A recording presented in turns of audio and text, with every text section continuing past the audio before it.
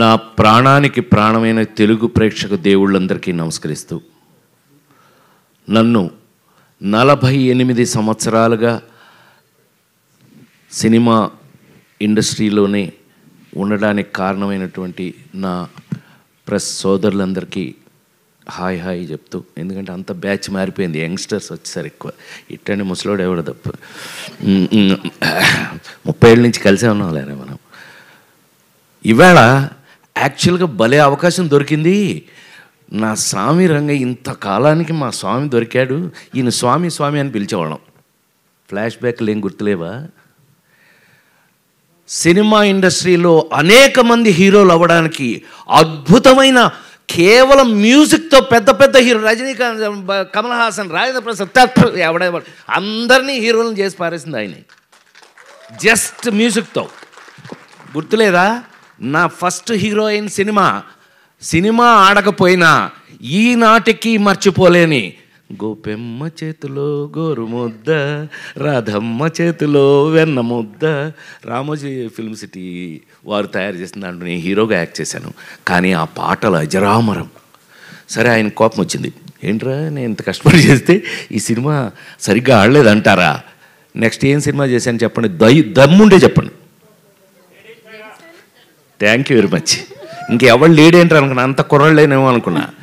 Lady styler.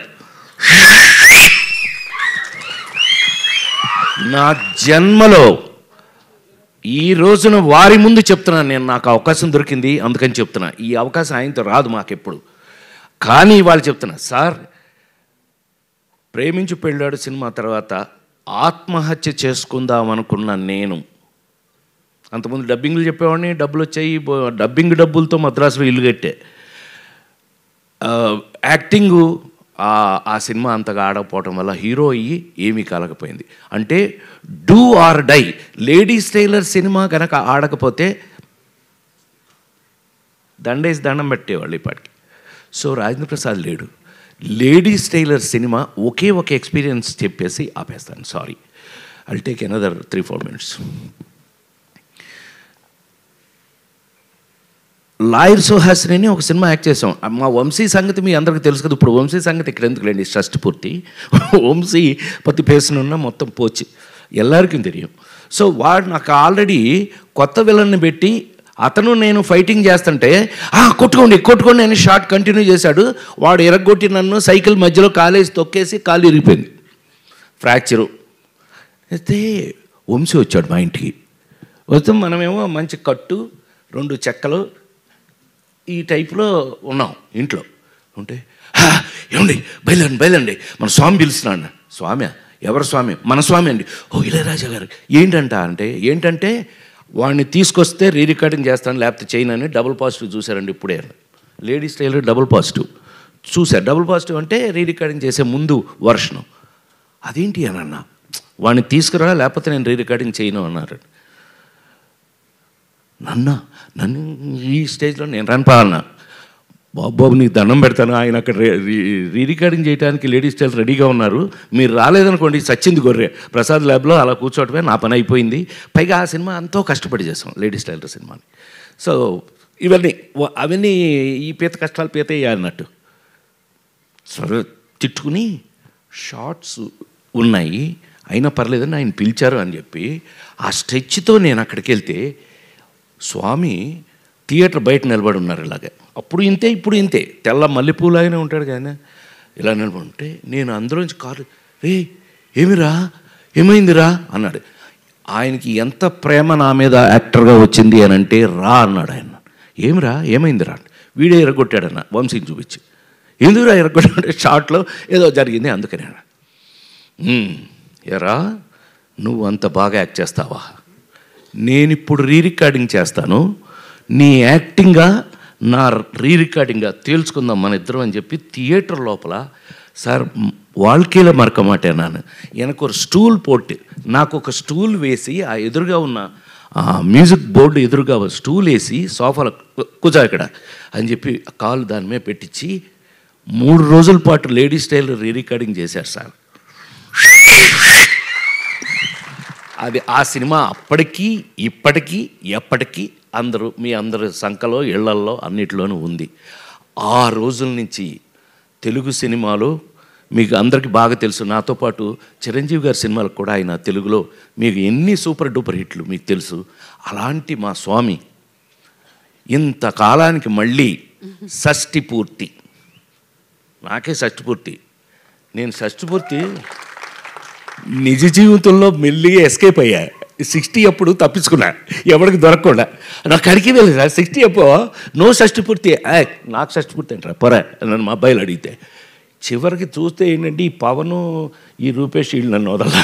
చివరికి తెలుగు సంస్కృతి సంప్రదాయాలు ఉట్టిపడేటట్టుగా అద్భుతంగా కీరవాణి గారు పాట రాశారంటే మీకు అర్థమైపోవట్లే ఆ సినిమా ఎట్లా ఉంటుందని. ఎంత ఆశ్చర్యం వేసింది మాకు ఆయన తీసుకెళ్ళి. ఆయన మీకు కీరవాణి గారికి మాకు ఉన్న అటాచ్మెంట్ ఏంటో తెలుసా? ఆయన 100వ సినిమా నా సొంత సినిమా. బాపు గారితో తీసిన రాంబంటి సినిమాకి నేను అనుకోకుండా వెళ్ళి, ఏమండి మీరు నాకు మహా ఇష్టం తెలుసు కదా, కేవి మహాదేవన్ గారు ఇళయరాజా గారు ఈజ్ ఈక్వల్ టు కీరవాణి గారు. సో ఆయన తీసుకెళ్ళి పెడితే అనుకోకుండా ఇది బాపు గారితో సినిమా అండి అని అంటే, అబ్బా థ్యాంక్ యూ నాకో మంచి అవకాశం ఇచ్చారని ఆయన నాతో అంటే ఏంటి సార్ భలే చెప్తారంటే, ఇలా కాంబినేషన్లో వారితో నేను 100వ సినిమా నా సొంత సినిమా చేయటం జరిగింది. అదొక అదృష్టం. సూపర్ డూపర్ హిట్స్ పాటలు అవి చేసాం. సో ఈవేళ ఈ విధంగా కలుసుకోవడం నాకైతే ఒళ్ళంతా రూపేష్ చెప్పినట్టుగానే 48 సంవత్సరాల సినిమాలు యాక్ట్ చేస్తున్నా కొన్ని ఎక్సైట్మెంట్లు మనం మారలేవు నాయన. కొన్ని ఎక్సైట్మెంట్ జీవితకాలం భగవంతుడు అంతే, భగవంతుడు ఇచ్చిన వరాలు సార్.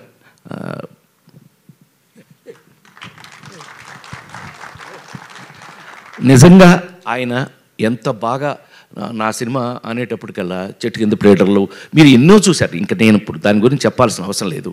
అలాంటిది ఇంతకాలానికి షష్ఠి పూర్తి అని ఒక చక్కటి కథతో నాలాంటి ఇంతకాలం సినిమా ఇండస్ట్రీలో మీ అందరి ఎదురుగా 40 ఏళ్ళ నుంచి కూడా 287 సినిమాలు యాక్ట్ చేసిన నన్ను ఒక షష్ఠి పూర్తిలో ఒక అద్భుతమైన పాత్రతో పవన్ చక్కగా రాసి దాన్ని అద్భుతంగా తీసి ఇవాళ హైలైట్ ఆఫ్ ఇట్. మామూలుగా దాని మీద మీకు గౌరవం వినగానే రావడానికి కారణమే అమూలందైన బొమ్మ ఇసై జ్ఞాని ఇళయరాజా. ఏమండి ఆయన పాట రాయటం నేనైతే ఆశ్చర్యపోయాను సార్ నిజంగా. మీ పాట విని ఏంటి ఆయనే రాశారంటే, అరగంటలో రాశాడు మా చైతన్యకి నాకు లింక్ తెలుసు కదా, ఆ నలుగురు జన్మలో ఎవరో మర్చిపోలేని తెలుగు సినిమా. చైతన్య అదేంటి అని అంటే, అవునండి కూర్చొని రాశాడు ఆయన. అందులో ఇళయరాజా గారు అనగానే ఒళ్ళు గగురు ఆయనకి ఊపు వచ్చేసిందండి, రాశాడు. ఎంత అద్భుతం అండి. వీటన్నిటికీ మించి మాకు ఈ సినిమా చూస్తుంటేనే మీకు పెయింటింగ్ వేసినట్టుగా ఉంటుంది. పద్మశ్రీ తోట తరణి అన్నయ్య, ఈ అన్నయ్య మేమంతా బ్యాచ్లండి, మేమంతా బాగా చెప్పలే. ఫ్లాష్ బ్యాక్ ఎందుకు చెప్తాను చెప్పను, మనం ఏవేంలో అట్లు అల్లరి చేసినంత చెప్తానండి. ఏవేం బ్యాచ్ సార్ ఇదెల్లా పెరియ బ్యాచ్. మేమంతా అన్నయ్య మంచిగా లేరారా బాబు, అంతా కలిసి ఇన్ని సంవత్సరాల నుంచి పనిచేస్తూ వాళ్ళ దగ్గర నాకున్న చనువు. ఈ సినిమా చూస్తే మీకు ఒక పెయింటింగ్ లాగా ఉంటుంది. అంత కారణం అన్నయ్య, ఆయన్ని తెచ్చుకున్నాం. ఎస్ అఫ్ కోర్స్ కెమెరా లేకపోతే నువ్వు నీ వర్క్ వాల్యూ తెలియాలంటే అక్కడే కదా. సో ఇన్ని క్వాలిటీస్తో రేపు మీకు రిలీజ్ కాబోయే ఈ సినిమా ఒక తెలుగు సినిమాకు కావలసినటువంటి అన్ని వాల్యూస్ ఉన్నాయని, అందులో మనం మిస్ కాకుండా ఇలాంటి లెజెండ్స్ని మనం పెట్టుకుని మళ్ళీ మన పాత రోజులు గుర్తు చేసుకున్నట్టుగా అనిపిస్తుంది నాకు. ఇంకా మీ ముందు పనిచేస్తున్నాను కాబట్టి నేను ఇంకా మీ అందరి ముందు కళాకారుడిగా చాలా కాలం ఉండాలంటే ఇలాంటి సినిమాల వల్లే అని మరొక్కసారి మనవి చేస్తూ, ఈ అవకాశం నాకు ఇచ్చిన ప్రతి ఒక్కరికి కూడా పేరున కృతజ్ఞతలు తెలియజేస్తూ, ఇళయరాజా గారు ఇంకా ఇంకొక 100 సినిమాలు చేయాలని నేను అనుకుంటున్నాను. ఆయన చేసేస్తారు. ఆయన అసలు మీరు ఆయన చూస్తే థియేటర్ లోపలికి వెళ్తే రానివ్వరు, కానీ వెళ్తే చచ్చారే ఉచ్చబోసేయడమే మీ పని. ఇప్పటికీ అలాగే పనిచేస్తున్నారు ఆయన. కొన్ని ఎందుకని కొంతమంది అంతేనేమో, ఇంకా వాళ్ళు మనమేం మార్చలేము. వారితో ఇంకా పనిచేయటం, ఇంకా ముందు కూడా పనిచేస్తానని మరొక్కసారి నేను ఆ భగవంతుని ప్రార్థిస్తూ, ఈ అవకాశానికి డెఫినెట్గా ఈ సినిమాని మీరు చూడండి. మీకు కావలసిన మా అమ్మాయి చెప్పినట్టుగా మీకు కావలసిన అన్ని విషయాలు ఇందులో ఉన్నాయి. సెంటిమెంట్, తెలుగుతనం, తెలుగు మళ్ళీ ఒక మంచి సినిమా, తెలుగు సినిమా చూసామన్న ఫీలింగ్ మీకు కలుగుతుందని మరొక్కసారి మనవి చేస్తూ సెలవు తీసుకున్నాను. నమస్కారం.